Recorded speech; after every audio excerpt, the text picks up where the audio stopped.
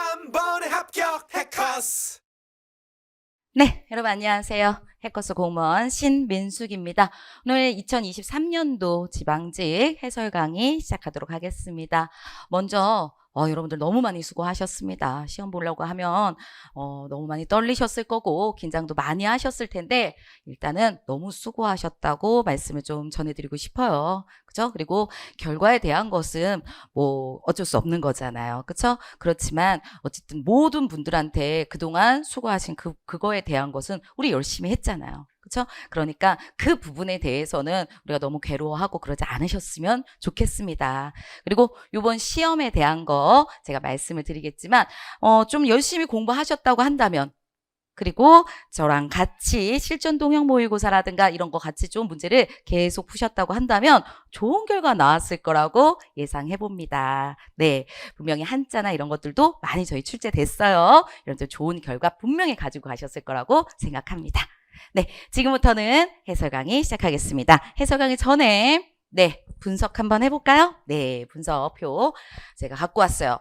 근데 여기 보시면 간단하게 좀 보시면 여기부터 달라지는 거 보이세요? 2020년도까지는요. 비문항 7개예요. 그렇죠? 어법 6개요. 비슷하죠? 근데 2021년도부터 뭔가가 확 바뀌기 시작했다는 얘기입니다. 그래서 비문학이 많아졌고요. 12개, 10개, 11개. 그러니까 한 반 정도는 비문학이 나오는구나. 이렇게 생각할 수 있고 문학은 2개 있는데 4개, 4개 정도를 생각하시면 될 것 같아요. 그래서 요번에도 그랬어요. 그래서 고전시 하나, 고전소설 하나, 현대시 하나, 현대소설 하나.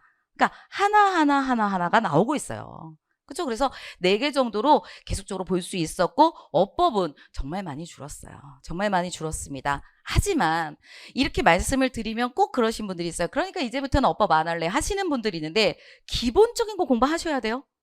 왜냐면 저희가 시험이 난이도가 쉬워지면 우리 저희 상대평가잖아요. 다 같이 90점 넘었을 때 다 같이 붙는다. 이게 아니에요, 저희는.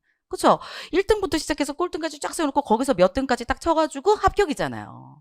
그렇기 때문에 거의 만점에 도전해야 되는, 그렇죠? 90점 이상을 받아야 되는 거기 때문에 이 어법이 쉬워진 건 맞지만 꼭 맞춰야 되는 부분이다.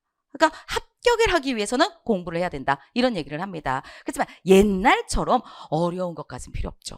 너무 어려운 것까지는 그거는 너무 과한 공부고 기본적인 어법은 그렇지만 반드시 해야 된다. 그게 흔들리시면 안 돼요. 흔들리시면 안 되기 때문에 공부는 하셔야 됩니다. 2개 정도 나온다. 그러니까 기본적인 그런 어휘 공부는 어법 공부는 한다 생각하시면 됩니다. 그다음에 한자 어휘, 한자와 어휘 부분이 지금 3문제 정도. 계속 3문제 정도가 지금 나오고 있거든요. 계속 비슷비슷하게 가고 있어요. 요번에는 한자 성어는 출제가 안 됐어. 너무 아쉬워요. 저희가 한자성어 얼마나 열심히 외웠어요. 근데 너무 아쉽게 한자성어는 출제가 되지는 않았습니다. 하지만 한자하고 그다음에 어휘하고 어휘의 뜻 같은 것들이 나왔는데 한자 어땠어요? 보통 요즘에 킬러 문제가 그러니까 만점을 받지 못하게 하는 게 다 한자거든요. 근데 이번에 어땠어요? 할만했어요. 왜요? 제가 찍어준 건 다 나왔어요. 그죠? 제가 그랬잖아요. 한자가 너무 많기 때문에 몇십 만자 되는 건 다 외울 순 없다. 하지만 그게 시험 문제가 이 정도는 외워야 될 거는 기본적으로 갖고 가야 될 건 갖고 가자. 실전 동형 모의고사라든가 아니면 필기노트라든가 거기에 나온 거는 양심상 외우자 막 이랬어요. 그거 이번에 안 외우셨으면 안 되지. 그죠? 쉽게 나왔어요. 분명히 맞추셨을 거라고 생각합니다. 그 마지막에 우리가 그러니까 문제풀이 같은 게 얼마나 중요한지를 여기서 또 한번 말해주는 거예요. 그죠? 몇십만 자를 외우지 않았지만 몇 개밖에 안 외웠는데 근데 불구하고 거기서 나오잖아. 이거 진짜 정말 너무나도 우리한테 너무 뭐라 그러죠? 보너스 문제가 하나 나온 거잖아요. 그렇죠? 꼭 맞췄을 거라고 생각합니다. 여기 있는 것도 한번 봐주시면은 비슷비슷하게 비문학이 단연코 좀 많다라는 거 좀 보실 수 있어요. 그렇죠? 2021년도부터는 이렇게 가고 있다. 그래서 뭐 비슷한 것들을 계속 보여드리고 있는데 비문학이 단연코 좀 많고요. 어법은 2-3개 정도 나오는구나. 문학이라는 거 한 4개 나오는구나. 한자 어휘가 3개구나. 거의 비슷하게 가고 있습니다. 이걸 그냥 거의 유형이라고 생각하셔도 괜찮을 것 같아요. 이제는 이게 조금 이렇게 이제 좀 이렇게 정착이 된 것 같아요. 여러분 그렇게 좀 생각해 주시면 좋습니다. 그다음에 유형 분석해가지고 제가 이렇게 놔뒀는데 아까 조금 말씀드린 거 좀 더 갈게요. 한자 분명히 나왔어요. 근데 할 만한 거 나왔다. 그다음에 어휘 뜻들, 한자 어휘 뜻들 나왔는데 이런 것들도 그렇게 많이 어렵진 않았습니다. 맥락적으로 추론할 수 있는 것들이 좀 나왔습니다. 문학은 고전시가 고전소설, 현대시, 현대소설. 네, 하나씩. 그쵸? 가장 중요한 부분에 하나씩이 다 나왔어요. 근데 또 특이한 거 있었죠. 뭐요? 고전시가가 평시조 나왔죠. 제가 뭐라 그랬었냐면 수업 시간에 고전 시가는 무조건 평시조 싸웁니다. 평시조 무조건 하고 가셔야 돼요. 말했거든요. 평시조 그대로 나왔어요. 고전 소설이요. 저희 고전 소설에서 뭐라 하냐면 가장 그러니까 많은 사람들이 알고 있는 거 위주로 공부하면 된다 했는데 필기노트에 춘향전 집어넣었거든요. 춘향전 그대로 나왔어요. 맞죠? 그다음에 현대시가 빈집이 나왔는데 이건 공부 안 해도 어느 정도 추론할 수 있는 정도였고, 그다음에 현대소설도 9켤레, 그렇죠? 9켤레 구두로 나는 사대가 나왔는데 그것도 굉장히 중요하다고 여러 번 강조했어요. 그러면 여기서의 결론이 뭐예요? 주요 작품들 공부하시는 거예요. 그렇죠? 주요 작품들을 공부하시는 거지 막 낯선 거 막 이런 거 하는 거 아니라고. 그런 것들은 물론 하긴 해야죠. 하지만 주요 작품이 딱 나한테 모든 것들 딱 공부해놓고 그리고 그걸 토대로 해가지고 추측하면서 문제 풀 수 있는 걸로 공부하셔야지 매번 막 하면서 나는 이것도 모르겠고 맨날 새로운 거 나오면 못해요 라고 하시는데 주요 작품들만 먼저 딱 갖고 계시면은 그걸가 우리한테 가장 중요한 거구나 이거예요. 낯선 시 보시면서 막 괴로워하는 게 아니라 제가 찍어드리는 거, 제가 여기서 굉장히 중요해요 라고 하는 거 먼저 공부하면 된다. 이거 굉장히 중요한 부분이죠. 그렇죠? 고민하지 마세요. 그렇죠? 많은 시험지를 보면서 제가 그중에서 중요한 거 말씀드리는 거니까 주요 작품 위주로 공부한다. 이렇게 좀 생각을 해주시면 될 것 같습니다. 어법은 포준어하고 문장선문 나왔어요. 문장선문 좀 쉬웠던 거였습니다. 네. 어느 정도까지 할 수 있었고, 비문학 보실까요? 독해 나왔고, 내용 순서 나왔고, 화법, 고쳐쓰기, 빈칸 넣기 다 골고루 나왔습니다. 맞죠? 그래서 비문학 많이 신경 쓰자. 근데 독해 지문 엄청 길거나 그러진 않았었어요. 그렇죠? 그래서 할 만한 거, 좀 많이 어렵지 않은 지문을 시간 내에 풀 수 있는 연습. 그게 중요하다. 계속 말씀드립니다. 맞죠? 오케이. 그러면 이제부터 저희 한번 해설 한번 들어가 보도록 하겠습니다. 이제 시작합니다. 1번입니다. 기억에서 리을의 말하기 방식으로 가장 적절한 것을 갖다 얘기하세요 라고 나와 있어요. 그쵸? 그랬을 때 이 문제는 좀 쉬웠습니다. 많이 어렵진 않았었어요. 그래서 기억, 상대의 의견에 대해서 고운 공감을 표현하고 있다. 네. 여기서 뭐라 그랬었어? AI에 대한 국민 이해도를 높이고 싶어요. 설명을 개최할 필요가 있다고 생각해요. 네, 저도 그 필요성을 절감하고 있어요. 당연하죠. 공감 표시한 거 맞죠? 근데 2번은 직접 질문한다? 아니요. 어떻게 준비해야 효과적으로 전달할 수 있을지 고민하고 있어요. 간접적으로. 좀 당신이 나한테 말해줄 수 있는 게 있으면, 정보가 있으면 말해줘. 간접적으로 얘기하고 있지 직접 질문 아닙니다. 직접 질문이면 어떻게 전달할까요? 이렇게 해야죠. 그쵸? 다음에 세 번째, 자신의 반대 의사를 우회적으로 드러내고 있다라고 했는데 반대 의사도 없고요.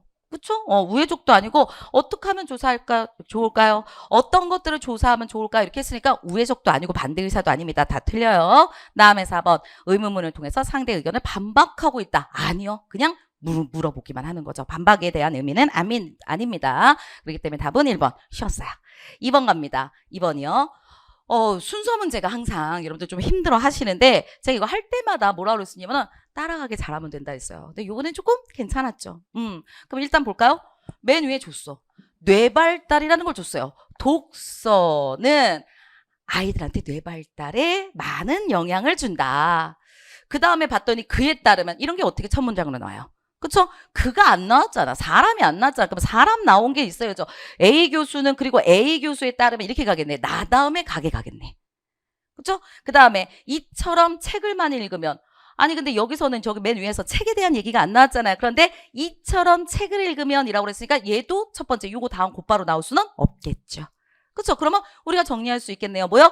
나부터 나오는 거야. 교수에 따르면 책을 읽을 때와 읽지 않을 때 내 변화를 연구했어. 그래서 명성을 얻었어. 그리고 그 사람에 따르면 책을 읽으면은 상상력이 자극돼가지고 전두엽을 많이 사용하게 돼. 라고 얘기했어요. 전두엽이라는 새로운 용어가 나왔어요. 그쵸? 그리고 여기서 뭐랬어? 이처럼 책을 읽으면 전두엽. 전두엽 나오는데 전두엽 또 나왔으니까. 요 그대로 따라가가지고 어떻게 돼요? 다. 이렇게 될 수 있겠죠? 그쵸? 그래서 독서는 아이들에게 뇌 발달에 큰 영향을 미쳐. A 교수가 그걸 연구했어. 그쵸? 그 사람에 따르면 책 읽으면 상상력이 자극돼서 전두엽을 많이 사용하게 된다고 했어. 바로 이 전두엽이 훈련돼가지고 여기요. 전반적인 뇌 발달을 가능하게 요 순서 그대로 갈 수 있습니다. 답은 1번 됩니다. 3번 갈게요. 기억에서 니을을 설명한 내용으로 적절하지 않은 것을 얘기하세요 라고 했습니다. 이게 지금 문법 문제였어요. 문법 문제였는데 요 정도는 우리가 할 수 있어야죠. 그쵸? 그런데 만약에 이걸 공부를 안 한다고 한다면 부사어가 뭔지, 서술어가 뭔지, 동작의 주체라는 게 뭔지 이런 용어를 모르면 그러면 이거는 풀 수가 없어요. 너무 쉽게 풀 수 있는 문제인데도 불구하고. 그러니까 기본적인 어법 공부하셔야 된다. 이 얘기입니다. 기억할까요? 동작의 주체를 나타내는 것이다. 그러면 주어요, 주어. 지원이는 뭐 했어? 깨웠다. 깨웠다라고 하는 거에 주어. 맞죠? 그러니까 주어다. 맞습니다. 그쵸? 동작이 뭐야? 깨우는 동작을 했는데 그거를 누가 하고 있어? 지원이가 하고 있잖아요. 그러니까 얘는 맞는 거예요. 니은 갈까요? 유서는 도자기를 만들었다. 네. 주어와 목적어로 요구한다. 이런 거 어디서 배웠냐면은 서술어 자릿수. 뭐 우리 이런 말 하면서 배웠었어요. 그쵸? 만들다는 꼭 가져가야 되는 문장 성분이 있다. 뭘 갖고 가야 돼? 누구누구가 혹은 누구누구는 무엇무엇을 만들다.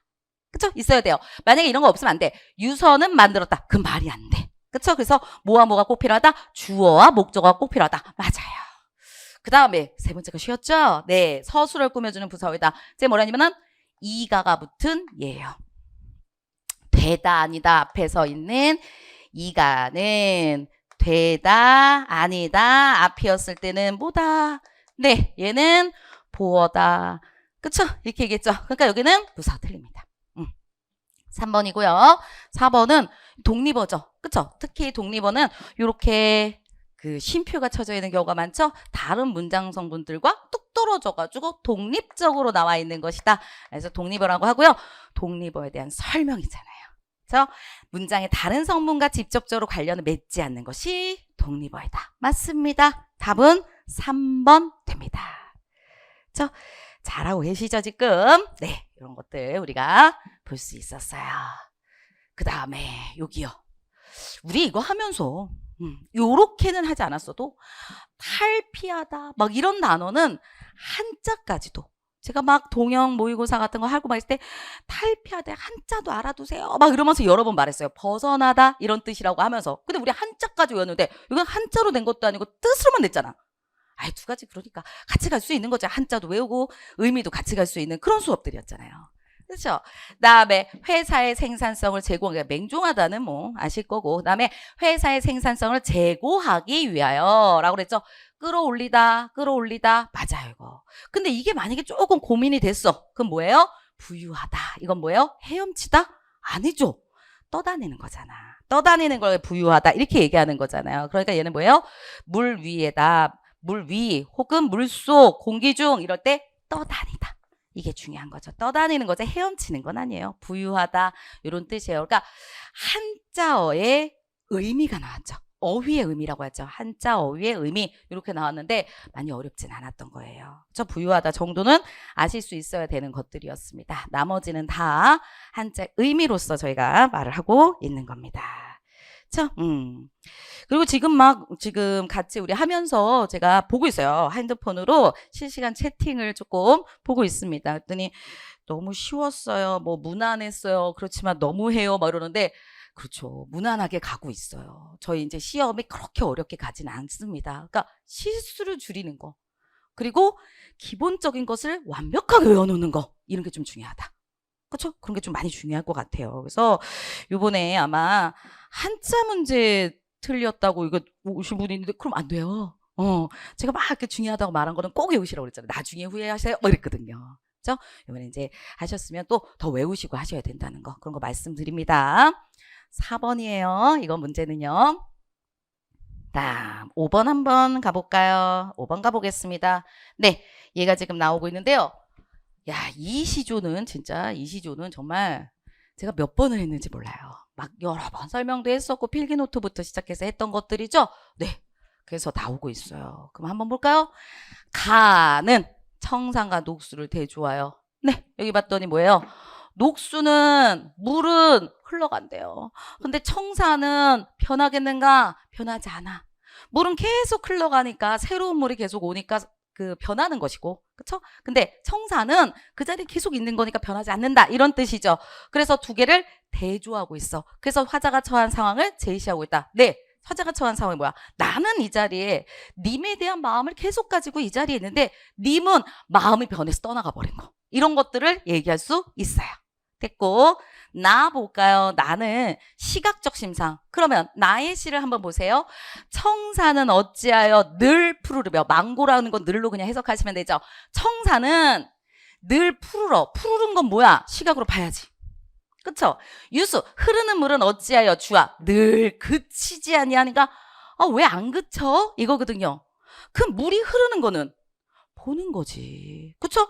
그치지 않고 계속 흘러가는구나. 보는 거예요. 그렇기 때문에 청각이 아니라 계속 시각적으로. 그쵸? 주제를 강조한다. 이거가 아니라 둘 다 시각으로 보시는 겁니다. 그 다음에 가와 나 모두 대꾸를 사용해가지고 시상을 전개하고 있다. 네, 맞습니다. 여기요. 청사는 내 뜻이요. 녹수는 무엇은 누구요. 무엇은 님의 무엇이요. 이렇게 돼 있는 거니까 당연히 대꾸법 될 수 있어요. 그쵸? 그 다음에 여기도 마찬가지예요. 요거랑 위에 거랑 아래 거를 볼 수 있죠. 무엇은 어찌하여 망고에 뭐뭐하며 무엇은 어찌하여 주야에 뭐뭐하지 않는가. 이렇게 나왔기 때문에 위에 있는 거 이렇게 대꾸라고 볼 수 있죠. 그래서 시상 전개한다. 맞습니다. 그 다음에 가와 나는 모두 서리적인 표현을 하고 있다. 서리법이 뭐예요? 자기가 하고자 하는 말을 묻는 게 아니라 자기가 하고자 하는 말이 있어. 근데 그거를 의문형으로 사용하는 거죠. 그러니까 진짜 묻는 게 아니라 강조하기 위해서. 그쵸? 의문형을 활용하는 것 뿐이죠. 그래서 녹수가 흘러간다 하더라도 청산이 변하겠는가? 변하지 않겠다라는 말을 하고 싶은 거기 때문에 얘가 서리. 다음에 흐르는 물은 어찌하여 주야로 그치지 아니하는가? 왜 안 그칠까? 그치지 않는다라고 하는 것을 강조하기 위해서 말한 거니까 서리. 다 나와 있습니다. 그쵸? 그래서 답은 몇 번? 2번 됩니다. 2번 됩니다. 이렇게 생각을 해주시면 될 것 같습니다. 다음 6번 갈게요. 여기는요. 내용일치 문제가 아니에요, 여러분. 내용일치 문제가 나온 게 아니라 뭘 하라고 그랬어요? 중심 내용을 찾으라고 그랬어요. 제가 수업하면서 막 비문학하면서 이런 거 얘기했었어요. 뭐라고 말씀드렸었냐면 내용일치인지 중심 내용인지를 잘 파악해서 빠르게 문제를 풀어야 된다. 뭐 이런 얘기를 계속 했었단 말이죠. 그렇죠? 그럼 여기는 중심 내용이야. 그럼 중심 내용이라고 한다면 많은 경우에 어디에 중심의 내용이 들어가 있을까요? 네, 맨 앞 아니면 맨 뒤에. 근데 더 많이 나오는 거는 맨 뒷부분에 자기가 하고자 하는 말을 했단 말이에요. 그러면 이 사람이 얘기하는 것도 봐봐. 교환 가치라는 것은 이거고 사용 가치라는 것은 이거다. 그럼 맨 처음에 이것은 무엇을 말하고 이것은 무엇을 말한다. 이런 부분은 주장이 아니죠. 설명하고 있는 거니까. 그러면 어디에 중심 내용이 있을 확률이 되게 높아요? 끝에 자기가 하고자 하는 말이 나오겠지. 그쵸? 그래서 일단 보면 거래를 통해 발생하는 가치며 이거는 어떤 상품이 사용할 때 느끼는 가치를 얘기한다. 네, 이렇게 가는 거겠죠. 그렇죠? 이런 것들을 얘기한다. 그래서 교환 가치가 아무리 높더라도 나에게 사용 가치가 없으면 구입하지 않을 거야. 하지만이 나왔으니까 일반적인 생각을 완전히 반대로 가고 있죠? 그럼 앞에 있는 게 중요한 게 아니야. 뒤에 있는 게 중요하지. 그리고 앞에 내용도 주장이 그러니까 앞에 내용보다 뒤에 내용이 훨씬 더 중요한 거죠. 가시면 하지만 이 같은 상식이 통하지 않는 경우도 있어. 통하지 않을 때가 있어. 그래서 여기 봤더니 예를 들어주고 있어. 그래서 얘를 봤더니 나 별로 관심 없었는데 사람들이 막 구입해서 나도 공연 티켓 내가 샀어. 근데 만족 못했어. 예 들었죠? 그러면 이 예라고 하는 게 왜 나온다 그랬어? 제가 이것도 얘기했었어요. 예라고 하는 게 나온다고 한다면 예의 앞부분의 중심 내용이 나오든가. 근데 그 앞부분의 내용이 조금 어려우니까 예를 들어서 이해하게끔 만들어준다든가. 아니면 예의 뒷부분에다가 자기가 하고 싶은 말을 갖다 집어넣든가. 이렇다고 그랬어요. 그쵸? 그래서 예라고 하는 부분을 이렇게 가로를 쳐놓고 앞에 예의 앞이나 예의 뒤를 본다고 한다면 중심 내용 나오니까 거길 통해서 보세요 라고 말씀드렸거든요. 근데 얘의 앞을 봤더니 상식이 통하지 않는 경우를 종종 볼 수 있어. 이런 얘기밖에 없어. 그러면은 뒤를 봅시다. 이 사례를 통해서 볼 때 너무 감사하게 뭐까지 줬냐면 이 사례를 통해서 볼 때라고 했잖아. 그러니까 뭐야? 정리까지 해주고 있고 이 사례가 가지고 있는 의미를 얘기해주고 있잖아요. 뒤겠지. 뒤에 얘가 하고 싶은 말이 있겠죠. 그쵸? 그래서 뭐라고 그랬었어? 건강한 소비를 위해서는 구매하려는 상품의 사용가치가 얼만큼 있는지, 사용가치가 얼만큼 있는지 알아봐야 돼. 나에게 얼마나 필요한가? 나에게 얼마나 필요한가? 라는 것을 고민해야 돼. 다른 사람들의 말에 휩쓸려서 어떤 상품의 사용가치가 결정되면, 다른 사람들의 말에 의해서 사용가치가 결정되면 나중에 너무 골치 아파져. 그러니까 한마디로 말해서 뭐 하는 거야? 사용가치를 고려하라. 네, 나한테 필요한 것인지를 생각하라. 이런 얘기죠. 이게 들어가야지. 나한테 사용가치가 있는지를 봐라. 그걸 보시는 거잖아요, 지금. 그렇죠? 그래서 여기 있는 거 그것들을 다 종합한다고 한다면 이거죠. 뭔가를 구매할 때 사용가치가 자신의 필요에 의해서 있는 것인지 신중하게 따지자. 사용가치라는 이 단어가 꼭 들어가야 되는 겁니다. 왜? 여기서의 핵심이 그거니까. 근데 이거는 교환가치, 이거는 완전히 뭐 내용 일치가 되지 않는 것이고, 그쵸? 그다음에 상품을 구매할 때 사용가치가 두루 고려해야 된다. 이거 가지고 좀 고민하신 분들이 있을 거야. 두루 다 고민해야 되는 것들은 맨 처음에 일단락을 통해 가지고 뭐 이것도 있고 이것도 있으니까 조금 약간 추측할 수는 있어요. 하지만 뒤가 뭐야? 뒤의 내용은 사용가치를 중심으로 얘기했지 교환가치에 대해서는 여기는 얘기하지도 않았어요. 그러니까 이게 아니지. 그쵸? 그래서 답은 4번으로 가시는 겁니다. 그렇죠? 다른 사람들의 평가를 반영해라? 이건 말도 안 되는 거고. 맞죠? 그렇기 때문에 답은 4번 이렇게 봐주시면 됩니다. 7번 갑시다. 7번. 네, 수정하는 거, 고쳐쓰기 수정하는 거 관련된 문제가 나왔네요. 그렇죠? 그러면 여기 위에서는 조금 고민하면서 갈 수 있는데 맨 마지막에 답이 말이 안 되는 거였어요. 그죠? 이것도 약간 뭐라 그래야 돼? 그 어휘죠? 어휘. 지향한다라는 건 그쪽으로 따라가고 싶다라는 얘기고 지양한다는 건 싫어, 글로 안 갈래 이런 뜻이잖아요. 그러면 1번부터 볼까요? 여기서 천주학, 네. 그러면 학이라는 말에서 알 수 있듯이 종교적인 관점보다는 학문적인 관점이다. 네, 이거 배울학자잖아요.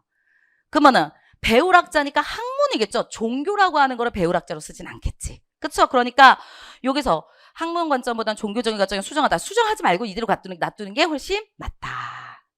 그 다음에 당시의 유학자들 중에서도 서양 수용에, 서양 문학의 수용에 적극적인 이들까지도 서양을 무조건 따르자고 주장하지는 않았다. 적극적인 사람들도 이걸 무조건 따르자고는 안 했어. 이렇게 가야지. 무조건 따르자고 주장했어. 라는 것은 아니에요. 왜? 뒤에 보시면 신봉의 대상이 아니라 분석의 대상이다 그랬으니까 무조건 따르자고 하는 건 신봉이잖아요.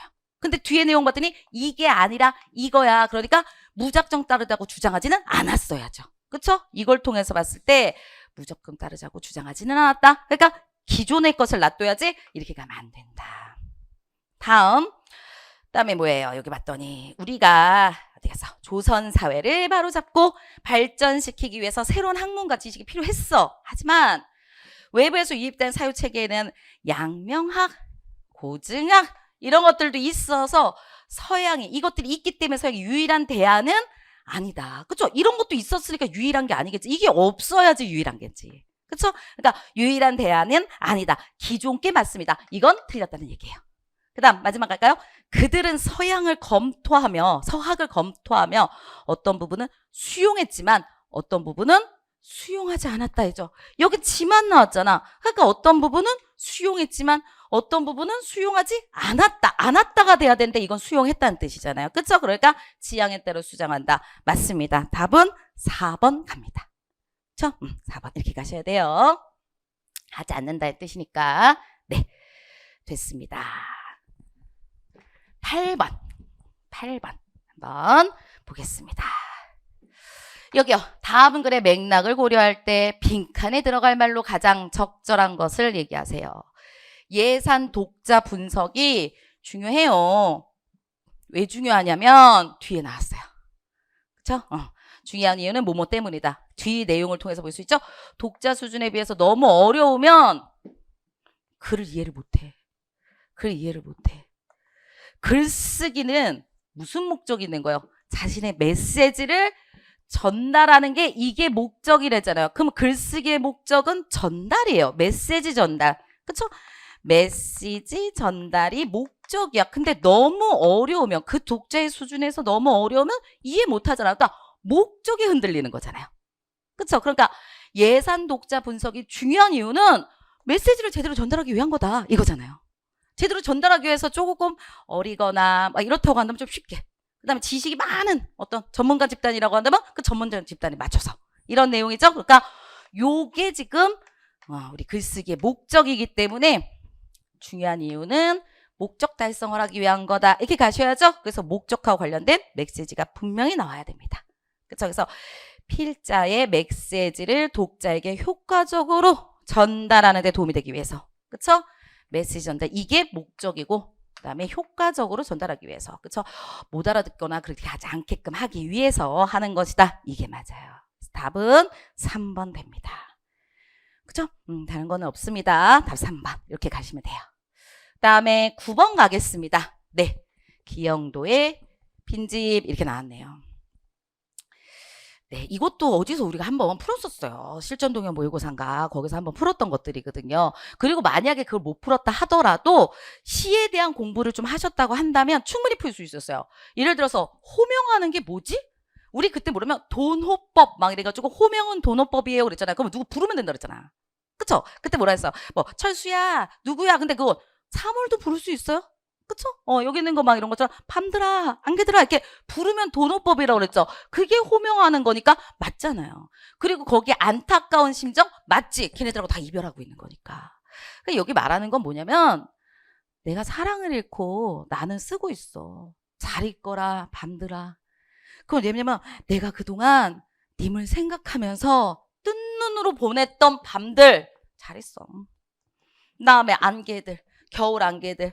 그래서 안개가 막 뭐 아침에 일어났을 때 안개가 떠있던가 내 뜬 눈으로 지샜더니 안개가 막 펼쳐 있었어. 이제 더 이상 이 님하고 내가 완전히 이별했으니까 더 이상 너 안개 널 볼 수는 없을 것 같아. 안녕 이러는 거예요.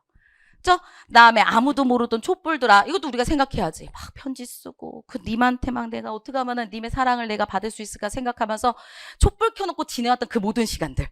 그쵸? 그래서 촛불도 너도 안녕. 그 다음에 공포를 기다리는 흰 종이들. 내가 편지 쓴 거야. 근데 공포를 기다렸다는 건 뭐냐면 님이 나도 좋아해 줄까?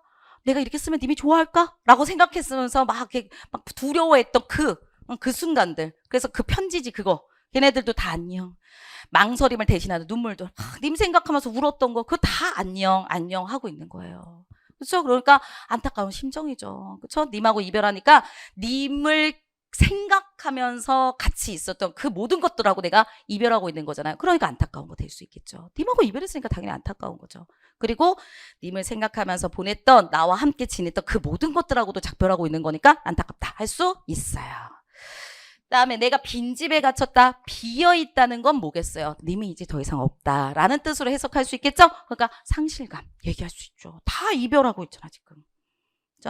그다음에 영탄적 어조. 영탄적 어조는 뭐 다 뭐 볼 수 있는데 그래도 뭐 이런 거죠. 잘 있거라. 뭐 이런 거 영탄. 그쵸? 자기의 어떤 감정에 대해서 얘기하고 있는 거. 그쵸? 이런 것들을 얘기한다. 감정에 대해서 감탄하거나 한탄하거나 이런 부분을 영탄이라고 하죠? 저런 부분에서 볼 수 있죠. 잘 있어. 이런 거. 잘 있거라. 이런 거 할 수 있어요. 근데 여기요. 글 쓰는 행위를 통해서 잃어버린 사랑의 회복. 잃어버린 사랑까지는 맞아요. 여기까지는 맞는데 회복을 갖다 열망하고 있는 게 아니죠. 왜? 회복을 열망하고 있으면 이런 것들 있잖아요. 이런 것들은 맨 마지막을 통해서 봐야 돼요.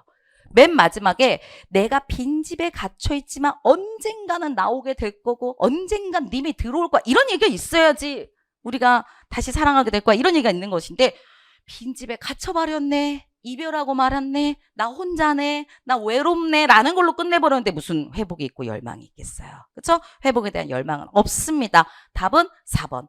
그리고 뭐를 열망하고 있다. 그렇죠? 뭐 뭔가에 대해서 열망하고 있다. 이런 부분은 어디를 보라고 그랬어요? 마지막. 시의 마지막을 통해서 추측하면 된다라고 제가 수업 시간에도 말씀드렸었어요. 그렇죠? 그러니까 마지막 봤더니 빈집에 갇혀 있는 거니까 외로움에 갇혔네. 에이, 열망은 없네. 이렇게 가시면 얼마든지 할 수 있는 거. 그리고 호명같이 돈어법 같은 거 조금 우리가 조금 알아두시는 거. 영탄이라는 건 좀 감탄하거나 한탄하는 내용들. 그런 부분을 찾으면 되지. 그리고 딱 찾을 수만 있으면 돼요. 그렇죠? 그러면 내가 낯선 시다라고 하더라도 얼마든지 풀 수 있다는 거. 그렇죠? 답은 4번이었어요. 이렇게 될 수 있습니다. 얘네들 얘기가 되고 있어요. 됐어요. 10번 가겠습니다. 여기 갔더니 여기 막 뭔가가 나와 있어요. 그래서 저는 시험지 받자마자 이거 봤는데 9켤레 구두로 남은 선에 드디어 또 나왔네? 라는 생각했어요. 제가 이거 하면서 굉장히 중요합니다. 몇 번을 얘기하면서 했었거든요. 근데 이걸 보고 이거 나왔네. 너무 좋아. 근데 또 뭐가 보였냐면은 서술자가 이거 무슨 문제예요? 시점 문제예요. 제가 뭐라 그랬었냐면 물론 이 작품도 중요하지만 이 작품 모른다 하더라도 서술자 문제는 시점 문제죠. 시점은 그냥 문제 풀 수 있다고 그랬어요, 제가. 그쵸? 뭐만 참으면 그냥 풀 수 있어 이렇게 말씀드렸었어요. 뭐 내용을 살펴보고 그런 것도 아니었죠. 그러면 일단적으로 볼까요? 제가 만약에 시점 문제가 딱 나왔어. 그럼 뭐부터 해라? 네, 나를 찾으세요. 나 혹은 내가 나나 내가 이런 거 찾으세요. 그러면 이게 뭐야? 1인칭입니다. 라고 말씀드렸고 1인칭이라는 것은 여기 뭐 한다는 거예요? 서술자가 어떻게 된다는 거예요? 작품 속에 있다. 이렇게 말씀드렸죠? 그러면 서술자가 작품 속에 있다라는 얘기는 등장인물이라는 얘기지. 그렇죠? 등장인물이라는 소리잖아요. 그래서 나가 거기서 막 하고 그럼 등장인물이 나왔구나. 등장인물.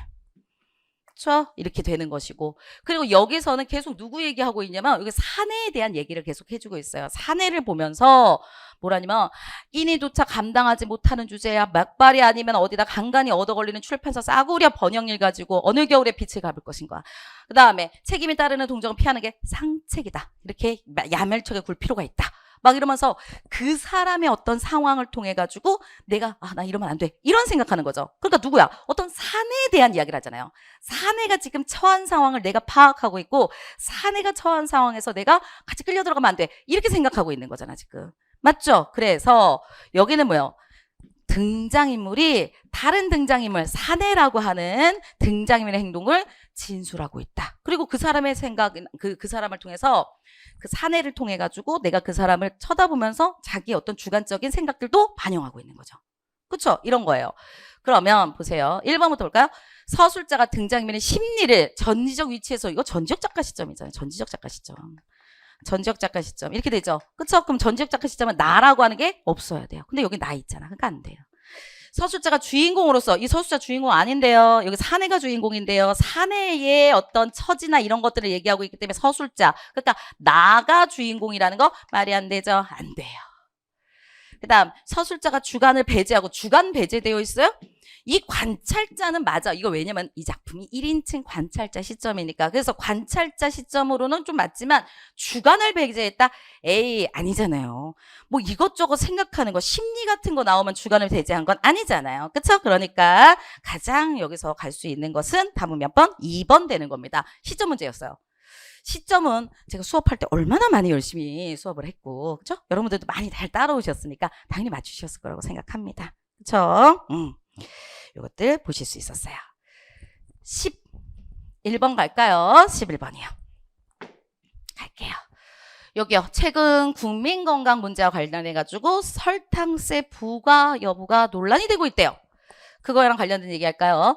은지는 뭐라고 했었냐면은 여기서 첫 번째 발언에서 화제를 제시하고 있다. 네, 설탕세 부과하는 거. 그거랑 관련된 화제를 부과하고 있죠? 이거 한번 말해볼까? 이렇게 얘기했어요. 그랬더니 은지의 주장에 반대하는 게 아니라 설탕세를 부과하면 담소를 감지한다고 믿을 만한 근거가 있니? 근거 좀 제시해봐 라고 얘기했지 반대한다고 말하진 않았어요. 그러니까 설탕세 부과하면 감소한다고 하는데 근거 있어? 무슨 근거가 있어? 뭐 이렇게 물어본 거지 반대하는 얘기는 아닙니다. 그렇죠? 다음에 세 번째 그랬더니 근거 제시한다. 네, 세계보건기구 보고서에 따르면 이랬어 라고 그랬으니까 근거 제시하는 거 맞죠? 보건지수에서 말한 기구에서 말한 근거를 제시하는 거 맞아요. 다음 네 번째 제휴는 은지가 제시한 그 주장의 근거를 부정하고 있다라고 했는데 부정해요? 여기 있는 거 볼까요? 부정하죠. 설탕세 부과가 질병을 예방한다는 것은 타당하지 않아. 얘는 지금 타당해 라고 얘기했죠. 근데 타당하지 않아. 왜?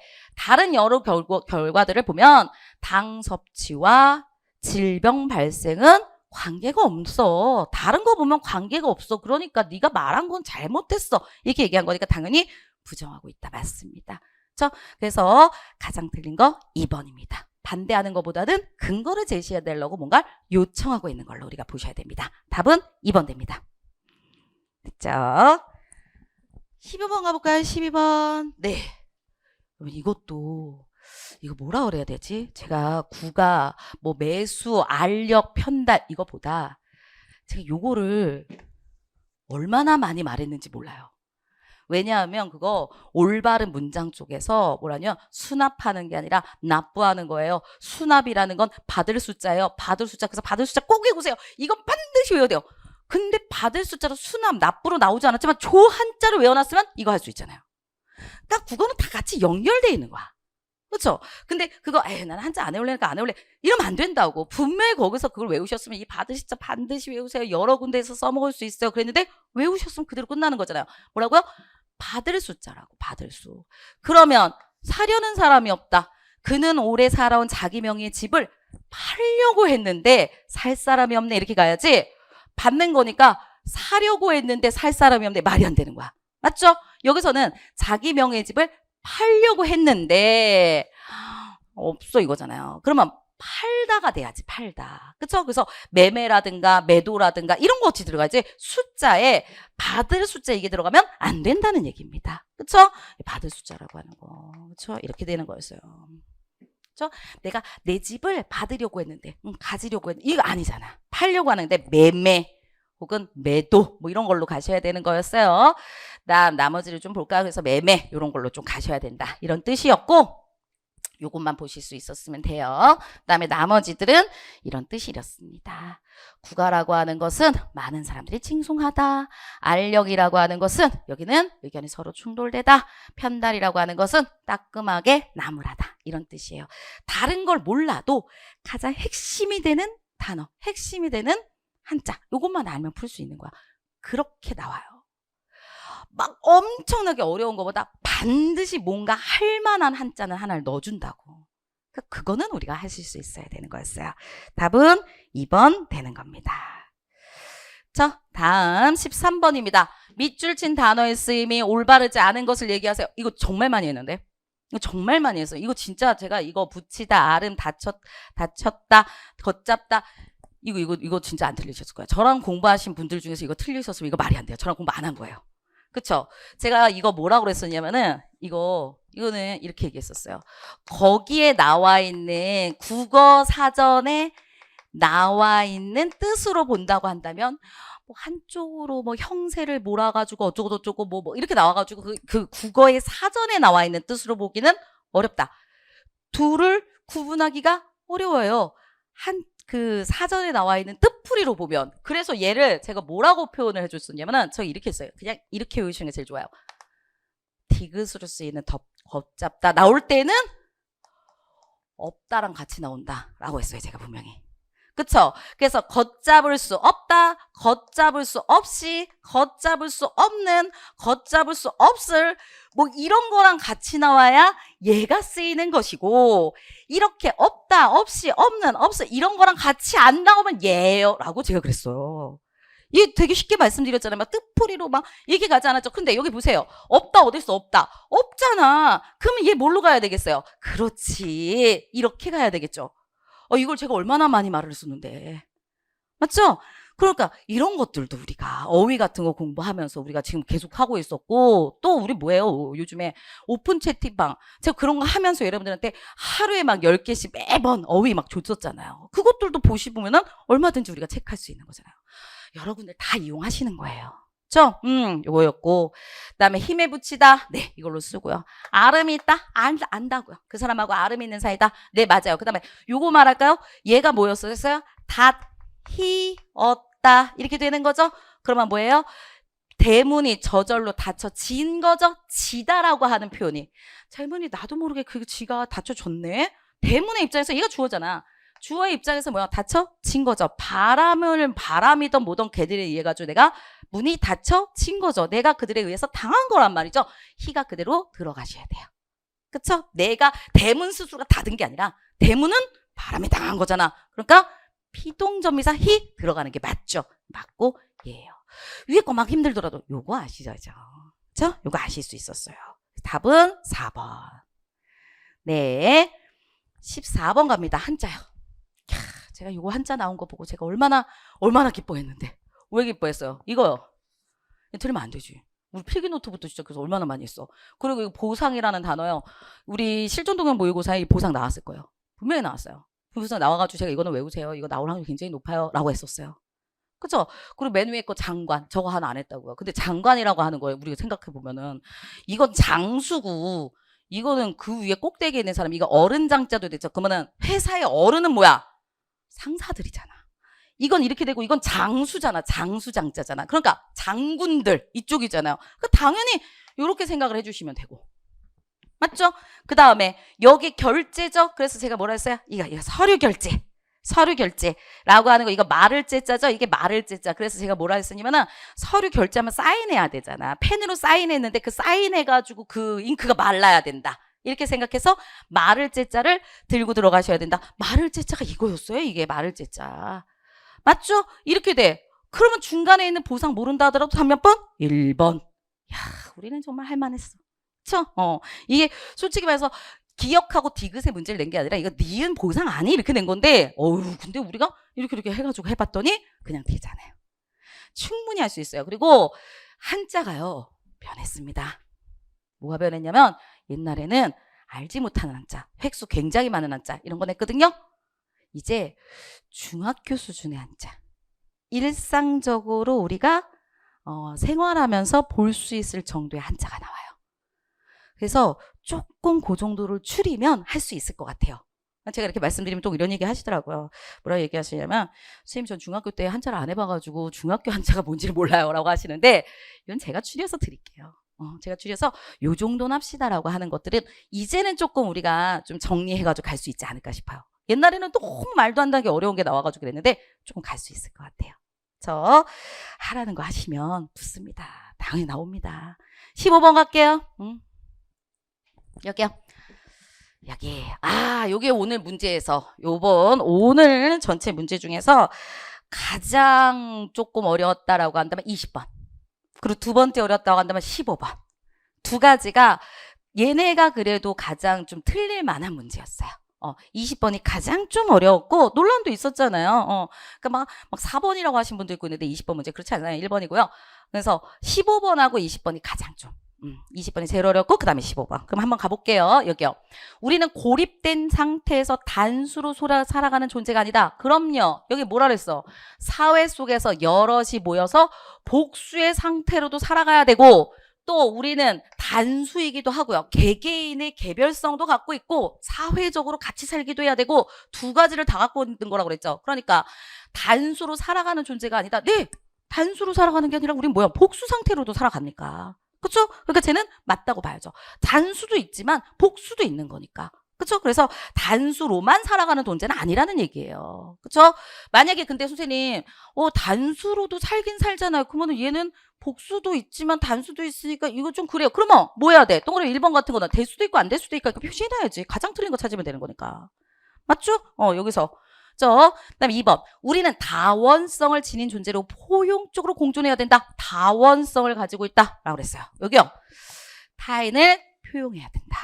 포용해야 된다라고 그랬어요. 그러니까 이거는 다원성을 가지고 있다는 건 함께한다. 만을 따자잖아요. 함께한다는 거잖아요. 함께하는 존재로 타인을 같이 포용해서 공존해야 돼. 이게 있는 거니까 맞아요. 맞습니다. 이건 뭐 다른 말이 필요 없고. 네 번째 거부터 할게요. 개인의 특수한 단수성을 제거하려는 거. 오케이, 여기요. 개별적인 유일무이함을 제거하려는 거. 하나밖에 없는 거. 그쵸? 두 개 넘는 것을 제거한다는 거는 개별적으로 가지고 있는 그 사람의 특징, 그 사람의 개성, 이런 것들을 제거하려는 것은 다원성을 파괴하는 것이다. 라고 나와있기 때문에 얘는 맞죠? 맞죠? 개인이 가지고 있는 특수성 다 없애려고 하는 거. 그 사람이 가지고 있는 그 사람의 특징, 개성 이런 거 없애려고 하는 거는 당연히 다원성을 파괴하는 거죠. 그러니까 이건 안 되는 겁니다. 그러면 3번 볼게요. 개인의 유일무이성을 보존하려고 하는 거. 네, 이거는 유일무이한 거를 보존한다라고 하는 것은 이거는 여기 뭐랬어? 단수성이라고 하는 부분을 갖다가 인정을 해야 된다. 이것은 제거하면 안 된다. 다원성을 파괴하는 거니까. 그랬죠? 그래서 단수성을 인정해야 되고 그 다음에 개인의 보편적 복수성을 갖다 가져야 한다. 또 이 개인은 뭐야? 복수적인 것도 갖고 있다. 어디 갔어 여기? 복수적인 상태도 갖고 있다. 이렇게 얘기했어요. 근데 이 앞에 게 뒤를 침해한다. 그건 없어요. 그러니까 각각이야. 각각. 개인은 유일무이한 그렇죠? 개성을 가지고 있다. 하나.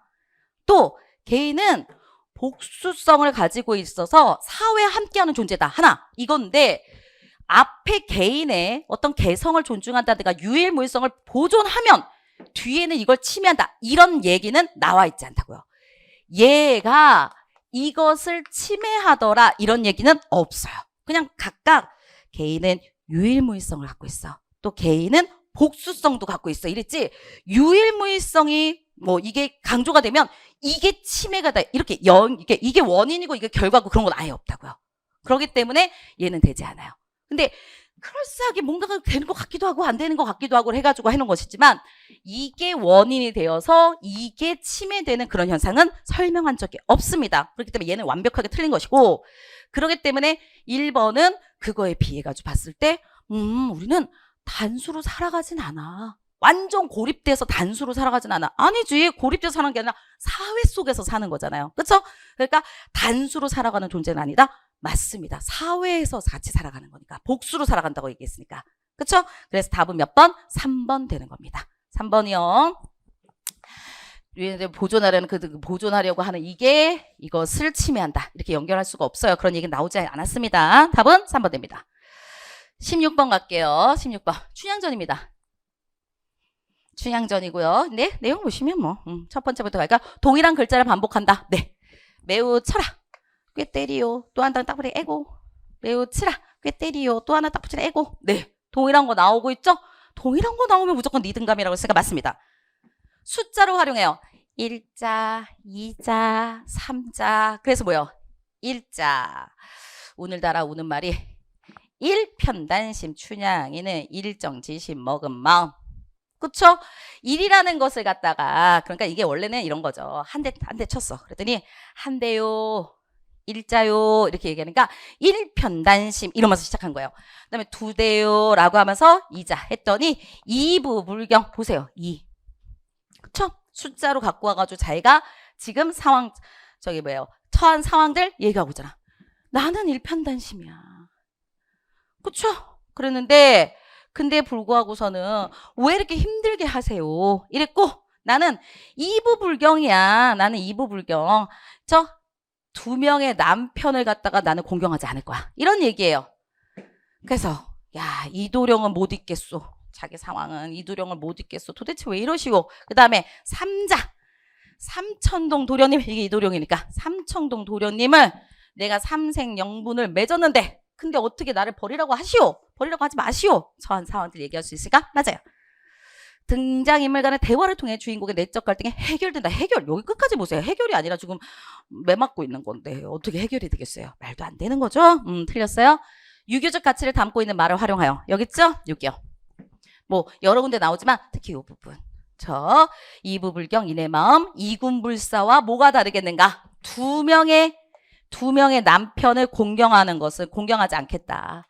두 명의 남편을 나는 공경하지 않아. 그게 이군불사 뭐가 다르겠는가? 무엇이 다르겠는가? 이군불사라는 거 뭐냐면 두 명의 임금을 섬기는 선비가 되진 않겠다라는 거거든요. 그러니까 남편 두 명 안 섬겨. 그것은 두 명의 임금을 섬기지 않는 거랑 똑같은 거야. 이렇게 얘기했으니까 유교 가치죠. 지주절개잖아. 그러니까 여기는 당연히 이 부분 통해서 볼 수 있었습니다. 그래서 답은 3번 됩니다. 17번 갈까요? 17번이요. 다음 글을 이해한 내용으로 적절하지 않은 것들을 갖다가 얘기해 주세요라고 얘기하고 있습니다. 그렇죠? 방금 전 문제의 정답이 뭔가 이거 정답 이건가? 16번에 3번이고 15번은 15번에 2번, 3번이고 이렇게 되는 거죠. 올려주셨길래 한번 또 얘기 한번 해봤습니다. 17번이요. 다음 글을 이해한 내용으로 적절하지 않은 것을 갖다 얘기하세요 라고 했습니다. 맨 위에 봤더니 소설의 유통 방식이 구연에 의한 것이 하나가 있고 그다음에 문헌에 의한 것이 있었다 이렇게 얘기하고 있어요. 그 다음에 여기까지 한번 얘기한 다음에 한번 맞춰볼까요? 구연에 의한 것, 그러니까 말에 의한 것은 누구를 위해서 글을 모르는 사람 또 글을 읽을 수 있지만 남이 읽어주는 거 좋아하는 사람 그런 것을 대상으로 읽었고 그 다음에 구연자는 전기수라고 불리는 사람들이 읽어줬다. 옛날에 인기 되게 많았대요. 전기수들. 그래서 전기수도 목소리도 굉장히 좋아야 되지만 얼굴 생김새도 굉장히 중요했대요. 그래서 많은 여인들이 이제 가가지고 앞에서 목소리 들으면서 막 그러니까 지금으로 얘기하면은 그 연예인이죠. 지금 얘기하면 연예인이에요. 옛날에도 그랬고 지금도 그렇고 목소리 좋고 예쁘고 이게 중요한 거야. 그래서 그런 것들이 있었다 이랬어요. 그러면 맨 위에 볼까요? 전기수는 글을 모르는 사람들을 위해서 뭐 했다? 직접 읽어주는 거잖아요. 저 소설을 직접 읽어주는 거. 맞죠? 그러니까 있어요. 그 다음에 차람은 여기 있어요. 차람이라고 하는 게 있어요. 그랬더니 소설을 그러니까 문헌에 의한 유통 중에 차람이 있는데 이거는 소설을 소유하고 있는 사람에게 직접 빌려서 보는 것으로 알고 지내던 개인들한테 빌려가지고 야, 나도 좀 빌려줘 해서 빌려가서 보는 거래요. 그런데 대가를 지불한다는 소리가 없어요. 대가를 지불하는 건 어디였었냐면은 새책가에서 그러니까 이건 책방이죠. 책방에서 책을 빌렸을 때는 대가를 빌린다는 소리가 있지만 차람이라고 하는 곳에서 우리가 대가를 지불한다는 말은 없습니다. 그렇기 때문에 얘는 틀린 겁니다. 3번 문헌에 의한 유통은 구연에 의한 유통에 비해서 시간과 공간의 제약이 적었다라고 그랬습니다. 여기 볼까요? 여기 보면 문헌에 의한 유통에 비해서 뭐가 여기 구연에 의한 유통은 시간과 공간의 제약이 많다라고 했어요. 그러면 얘가 시간과 공간의 제약이 많다고 한다면 그러면 문헌에 의한 것은 시간과 공간의 제약이 적어야지. 그리고 상식적으로도 맞잖아요. 그쵸? 책은 아무 데서 가도 봐.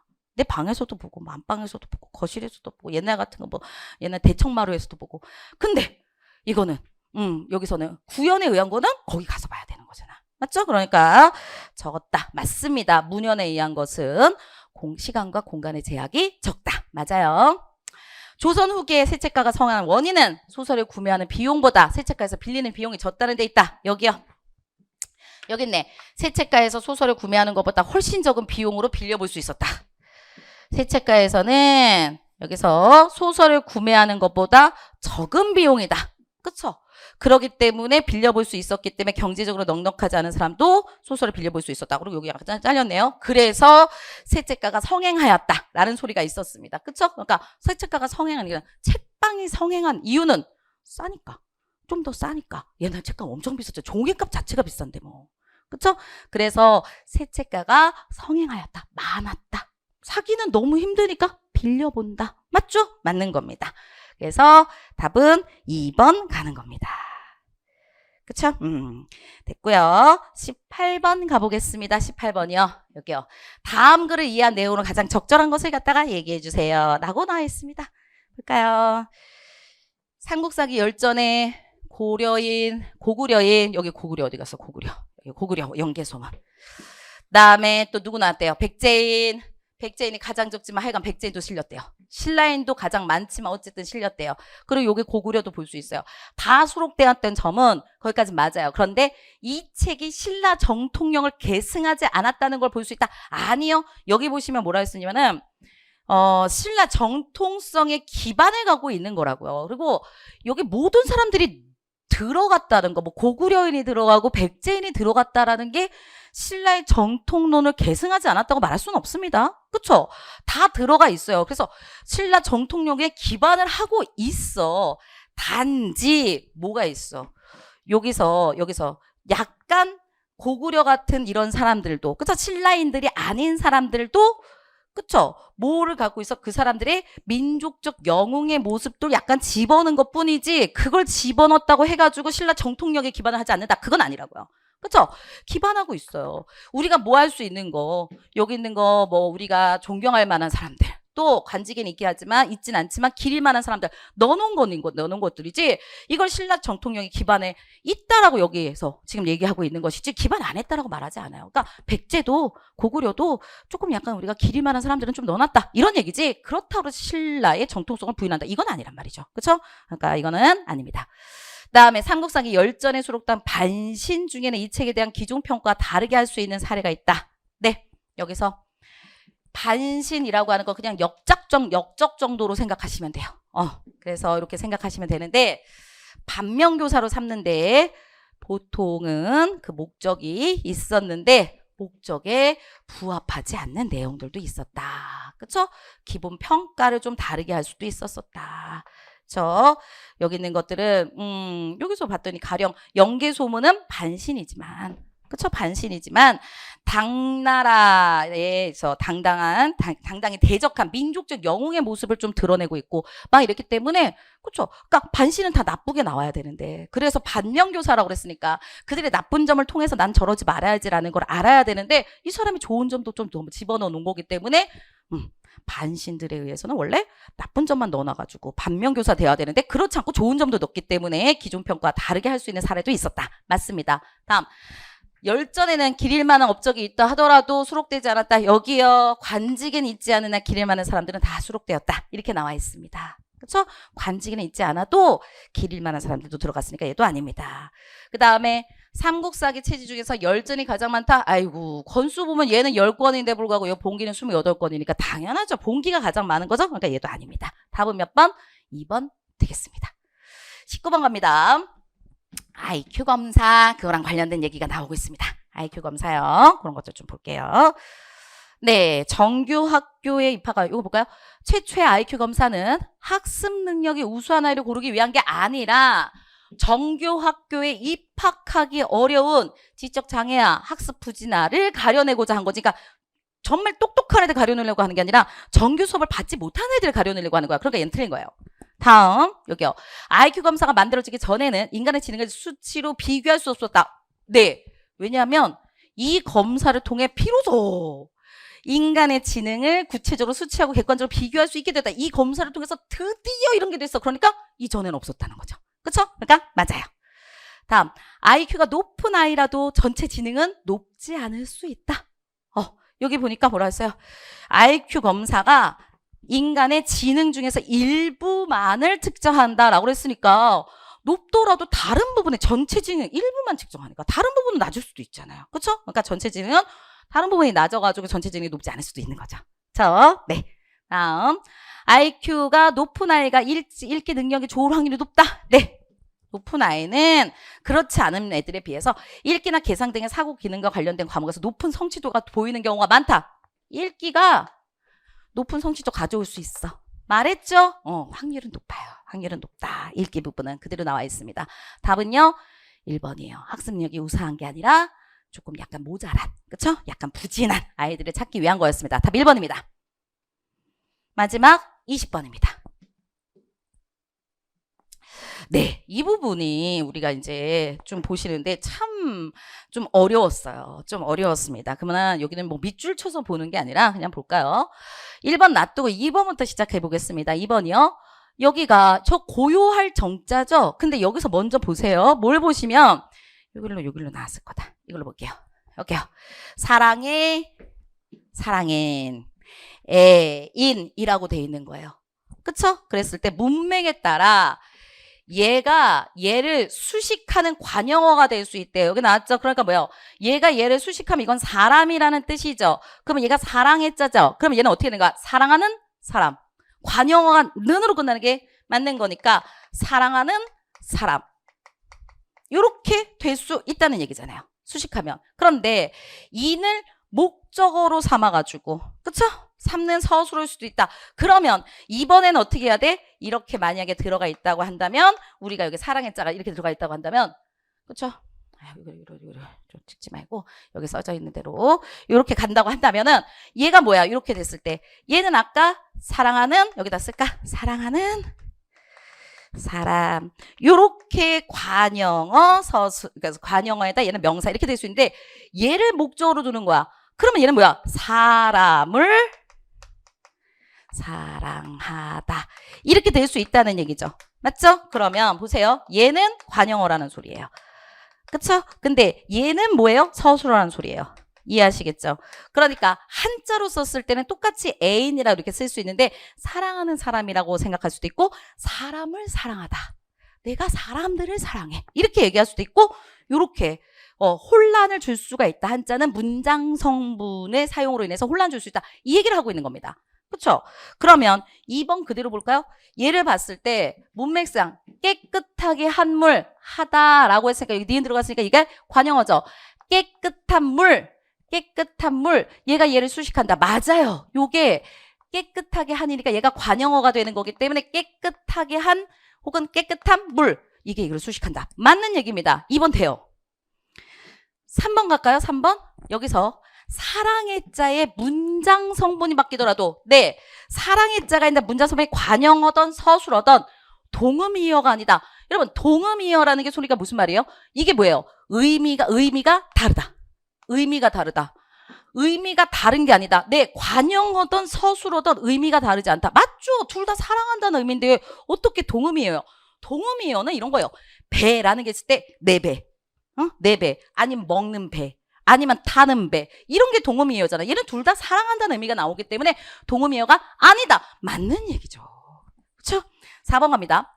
의사만으로는 그렇죠. 한자 없이 의사라고 하는 거에 한글만 들어간 거는 여기 보세요. 한글로만 사고다라고 쓰면 뜻밖의 발생한 사건인지 아니면 여기서 뜻밖의 발생한 사건 이제 생각하고 궁리하는 건지 그쵸?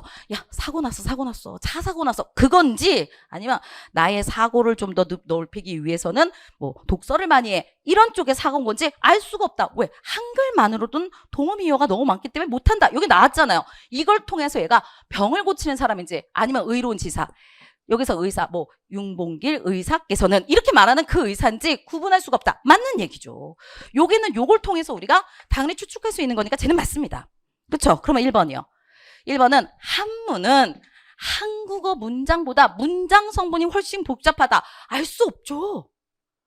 문장 성분이 우리가 복잡한 걸 어떻게 알아? 그냥 관형어로도 이렇게 써놨을 때 얘가 관형어로도 쓰이고 한자가 서술어로도 쓰여 이런 얘기를 한 것이지 관형어, 서술어 이런 것뿐만 아니라 문장 성분이 뭐 다른 문장 성분까지 막 더 있다. 그럼 어떻게 알아? 관형어나 서술어가 아닌 다른 문장 성분까지도 더 막 엄청나게 많아. 이런 얘기를 한 건 아니에요. 그냥 한자를 썼을 때 이 한자가 관형어로도 쓰이고 서술어로도 쓰여 이런 얘기한 거지 문장 성분에 어떤 문장 성분이 더 막 복잡하고 막 이런 얘기를 한 건 아니라고요. 그렇죠? 그러니까 다시요. 이거는 알 수가 없는 일이라고요. 문장 성분이 관형어, 서술어, 주어, 목적어 우리는 한국어에선 그런 게 있잖아요. 그런 게 있는 건데 근데 한자는 관형어, 서술어, 주어, 목적어 그거보다 더 많은 게 있어. 주어 우리는 주어라고 부르는데 걔네는 주어 1, 주어 2도 있어. 그럼 우리가 어떻게 알아? 이 글을 통해서 알 수가 없는 거죠. 그렇죠? 그렇기 때문에 여기 답은 1번이 되는 겁니다. 이 20번 문제가 그래도 조금 추론하는 거에 있어가지고 조금 우리가 생각하게끔 해준 것들이었습니다. 맞죠? 오케이. 이렇게 보실 수 있었으면 됩니다. 여기 네. 여러분들 진짜 봤더니 뭐 90점도 맞으셨던 분들도 있고 뭐 그다음에 조금 난이도 때문에 좀 헷갈렸어요. 뭐 하는 것들도 있고 여러 가지 좀 있네요. 그렇죠? 그리고 너무 기분 좋았던 것들은 선생님 때문에 한참 맞췄어요. 뭐 그래요. 뭐 표준어는 정말 다 했어요. 뭐 만점이에요. 너무 잘하셨습니다. 근데 점수가 조금 자기가 생각한 것보다 덜 나왔다 하더라도 여러분 그거는 그쵸? 그거는 지금 결과는 모르는 거예요. 결과는 모르는 거고 하나씩 더 보시면 되는 거고 오늘은 시험 본 날이니까 오늘은 좀 쉬시고 그쵸? 앞으로 준비하시는 분들 같은 경우에서는 어떻게 돼요? 제가 말씀드리는 거 중요하다고 얘기하는 거 그런 것들 위주로 공부하면 되는구나. 지금 더 좋아요. 앞으로 공부하시는 분은 더 좋다고 생각하시면 돼요. 막 내가 생각하지도 못했던 막 너무 지엽적인 문제가 막 나와. 한자. 막 외웠는데 불구하고 어디서 튀어나올지도 모르는 한자들이 나와. 그런 거 없잖아. 죽이에요 라고 하는 표준어들 나왔고 이 정도는 하셔야 돼요 라고 하는 한자가 나오고 있고 이 정도는 보시면 문제 푸시면 할 수 있어요 하는 독해가 나오고 있잖아. 어느 정도 공부하면 우리가 점수대가 합격권에 들어갈 수 있는 그런 수준의 문제들이 나온다는 거잖아요. 그러니까 강의 잘 들으시고 그대로 잘 따라주시고 라고 하신다고 한다면은 충분히 우리는 그대로 여러분들이 정말 합격을 할 수 있다고 생각합니다. 제가 항상 말씀을 드리는데 여러분 이런 말씀 드릴게요. 내가 점수가 좀 나오는 거 있잖아요. 그래서 많이 올랐어. 너무 좋죠. 발전하면서 하나하나 가는 거 너무 좋죠. 그렇죠? 그런데 내가 조금 올랐다라는 거에 난 요 정도 됐으니까 나는 요거 빼고 제발 그것 좀 하지 마세요. 나 이거 빼고 요거는 안 할 거고 너무 어려우니까 나 요것도 빼고 나 요것도 빼고 요렇게 하면 대충 나오지 않아? 뭐 합격한 사람들 얘기 들어봤더니 이렇게 하던데 요 정도면 되잖아. 요 정도 없어요. 어떻게 요 정도가 있어요? 그렇죠? 제가 그 합격하신 분들보다 제가 더 많이 알 거예요. 제가 더 많은 합격생들을 봤을 거고 이 정도는 하세요라는 게 여러분들 제가 놀리기 위해서 아니면 공부하는 너무 힘들게 만들기 위해서 그런 거 안 해요. 맞죠? 정말 이것만큼만 하세요라고 하는 거는 반드시 하셔야 되는 거기 때문에 말씀을 드리고 최대한 저도 줄여서 말씀을 드릴 거예요. 그대로 따라오신다고 한다면 그러면 저희는 분명히 합격하게 돼 있습니다. 근데 정말 힘내시고 하시고요. 끝까지 가셔야 돼요. 그리고 처음에 좀 공부하시다가 끝까지 안 하시는 분들도 굉장히 많거든요. 그런데 하신다고 하실 때, 시작하실 때는 많이 고민하세요. 어떤 선생님하고 맞을지, 내가 어떻게 공부하면 좀 더 좋을지 많은 고민을 하셔가지고 결정을 하세요. 그리고 결정하신 다음에는 끝까지 같이 가는 겁니다. 그리고 그 결정을 함에 있어가지고 공부량을 좀 줄여주고, 그쵸? 그 다음에 그 합격 혹은 문제를 좀 찝어서 갈 수 있는 그런 선생님들 선택하세요. 저예요, 그게 저.